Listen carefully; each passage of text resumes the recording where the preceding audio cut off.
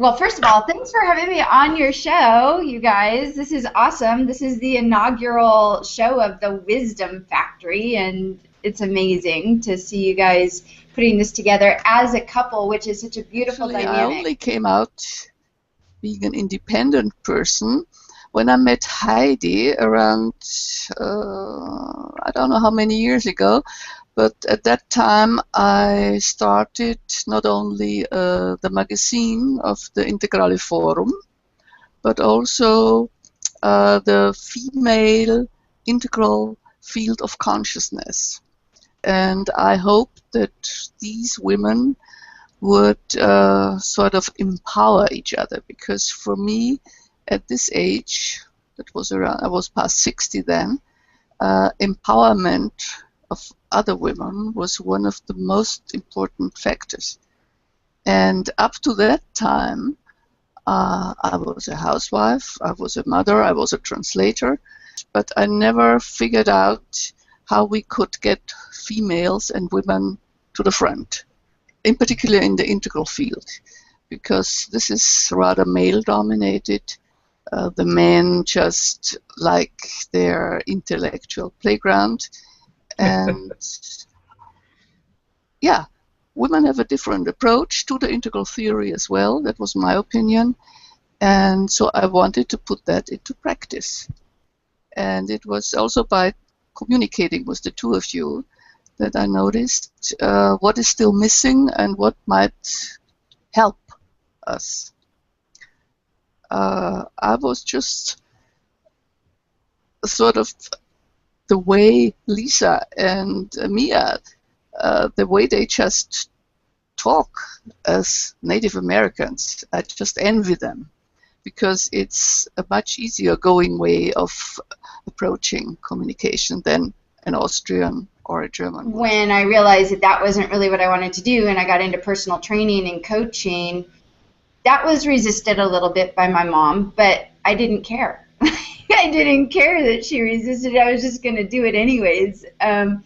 So for me, I never felt like I had anyone telling me that I couldn't, and if someone told me that I couldn't, I didn't really care. So that was just, and I don't know if that's a product of my generation, of growing up in the 70s, or if that is part just who I am.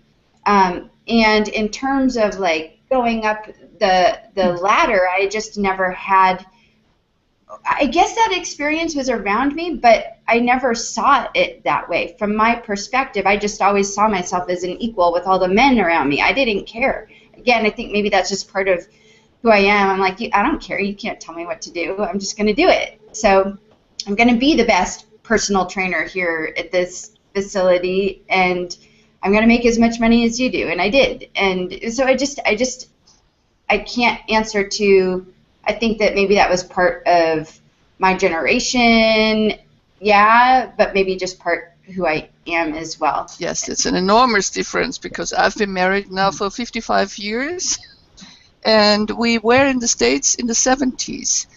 But all we did was bring up our two children. So, yeah, and all these possibilities that were there in the 70s, I only noticed that when I came back to Vienna in the 90s. Then sort of it slowly dawned on me that there are different options as well. I'm just a blonde version of Lisa. That's all there is to it.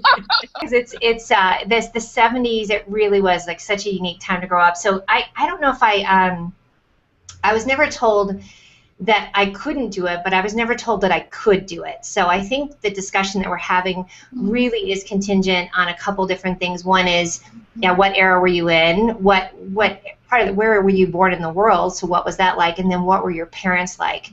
Is a huge part of that as well. So I was similar with Lisa, although my parents came in the Midwest and they were born in the early 40s. So, you know, communication wasn't big back then, and I think it was pretty siloed in the 70s too, because you know nobody was talking about anything. Nobody talked about the latchkey thing. So same thing for Lisa. Like I was a bit of a latchkey kid as well. I just felt very kind of isolated as a kid. You know, there wasn't social media where everybody was talking about everything. So it's been interesting as an adult now with social media to talk to people that are my age and see what that experience was like back then, because you didn't share it at all. But yeah, I definitely grew up with working parents. But again, I'm the last of three too, so I'm the kid that they don't have baby pictures, because by the time I showed up, they're like, whatever. You know, there's like a blank spot where the Mia pictures were. Seriously, but. No, but then I came of age. You know, I graduated from high school in '83, so it was starting to be a little bit of an empowered time as well. But again, not having a lot of direction and feeling a little rudderless, I really didn't know, you know, where I was gonna go. So I did start off my career as an insurance agent. I was an insurance agent by the time I was 18. I didn't go to college. I was not encouraged to go to college, and I just happened to get this job when I was in high school at an insurance agency, and that was my first career, was in commercial insurance, and I just absolutely loved, always gravitated towards these male-driven industries, because that, you know, was at the time too. So, but the leadership thing, just like being an entrepreneur, it was accidental, and I really didn't start even looking at any kind of leadership role until about 12 years ago, when I decided for some odd reason I wanted to get into local politics, and I joined my Parks and Rec board, and that was all men. And my first version of learning how to lead was when I realized they would all come up with an idea and say, yeah, Mia, why don't you do that? And I finally became the president of the board, and I was like, first rule of thumb, you come up with an idea, you got to spearhead it. And this was, you know, me and a bunch of 60-year-old guys, so, because I just was not really shown. I saw a lot of leadership women, but Lisa, think about, like, the first women that we saw in movies and leadership was like Working Girl, and yeah, that wasn't, you know, complimentary in a way. It always showed women in leadership as ball busters, and, you know, out to stomp on other women. So we really didn't have a lot of great role models, at least from a social aspect. Oddly enough, Heidi, you would be interested to know that how leadership entered my life was through music and my study of music. Very cool. And I was worked intensely and trained under my teacher. His name is Reinhard Fladischler from Vienna.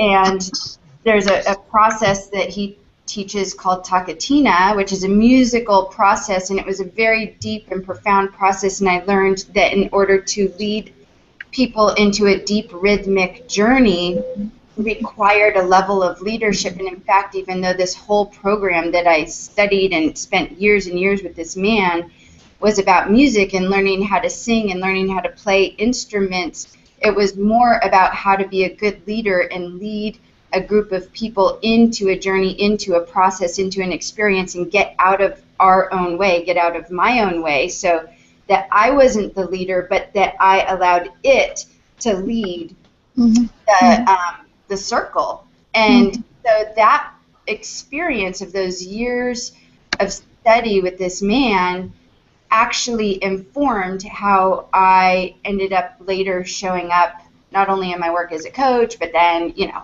recently as a Hangout host. And so it was very encouraged to be in the mental space.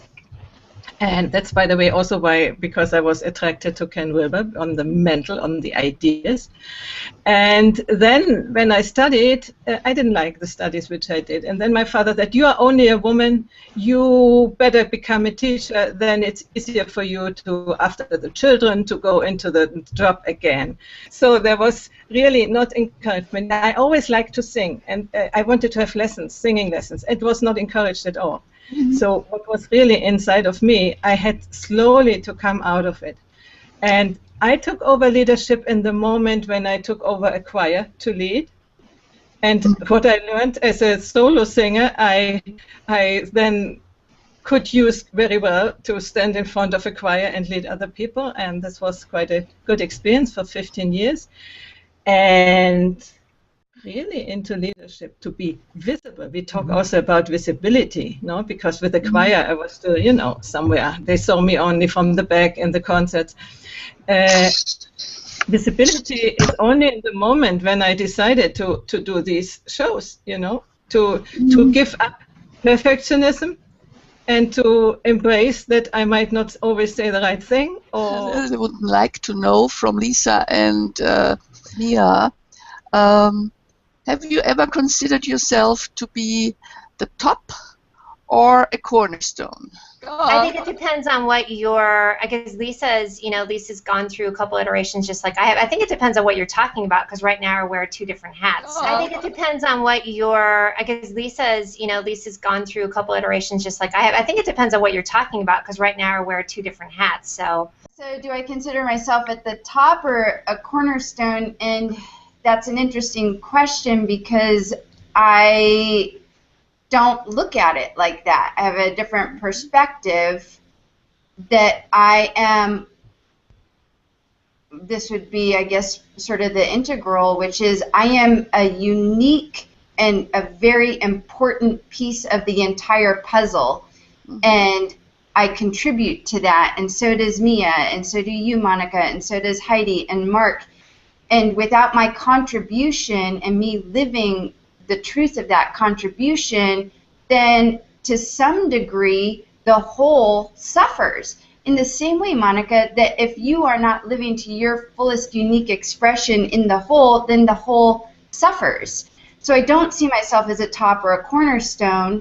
I see myself as a unique part of the entire whole that's absolutely necessary and needed, but no less necessary, or no more or less necessary or needed than you or Mia or Heidi or Mark or Christopher or Pamela or you are the anybody cornerstone, else. And you like Lisa being a coach, you've built everybody up, Buttercup, around you, and so you're sort of the cornerstone, and somebody else is taking the leader. So at the top, it depends on the time. Then other times you could be teaching something and you're the leader, and and sort of running the show. So I think for me, gosh, it could be a couple different times a day. For me, it was a huge learning thing, because I watched these people that I've learned from.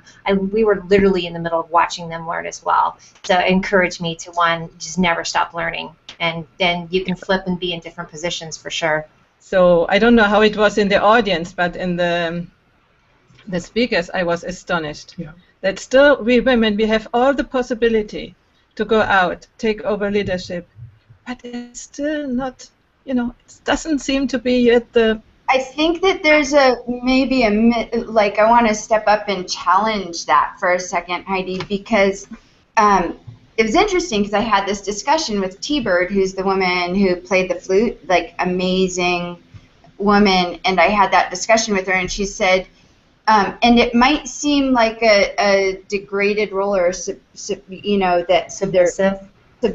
role, but the primary people that put that entire thing on were women. It was like 85 to 90% women who held the space, and I believe that we have to honor the fact that as women we have the capacity to hold a space sometimes a lot better than men, and we have an important role to play in that piece. And there were the women, the Barbaras and the Lyns and Sallys on stage as well. And I think the time will come when we'll see that shift happen, but not to play down the fact, or maybe we just need to know as well that so many women were behind the success of that Success Summit. In fact, that the success of that Success Summit probably wouldn't have been a success without the women who were there behind it. I like how you're putting it, Lisa. It's very gracious of, like, this is the, sometimes it can appear that way, but they were the pillars underneath it, right? I like that much better.